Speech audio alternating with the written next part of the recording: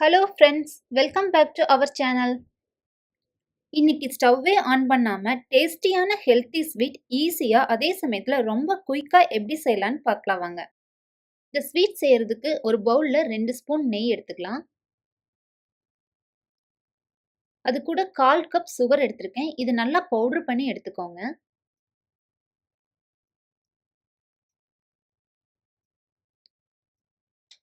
அது கூடவே condense milk 1/4 cup சேர்த்திக்கலாம்.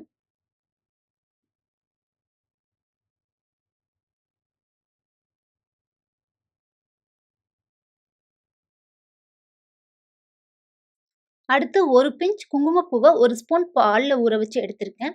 இது ஆப்ஷனல் தான். உங்களுக்கு விருப்பம் இருந்தா சேர்த்திக்கோங்க, இல்லைன்னா விட்டுருங்க. இது எல்லாத்தையும் இந்த மாதிரி விஸ்க் வச்சு நல்லா மிக்ஸ் பண்ணிக்கோங்க. விஸ்க் இல்லைனா பரவாயில்ல, ஸ்பூன்ல கூட மிக்ஸ் பண்ணிக்கலாம். அடுத்து 1 கப் பொட்டுக்கடலைய மிக்ஸியில நல்லா நைஸா அரைச்சு எடுத்துக்கலாம்.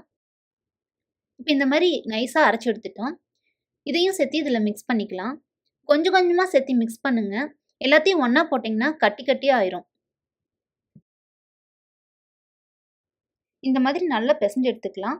உங்களுக்கு ரொம்ப கெட்டியா இருக்குதுன்னு ஃபீல் பண்ணீங்கன்னா காய்ச்சின பால் கொஞ்சம் தெளிச்சு பிசைஞ்சுக்கோங்க.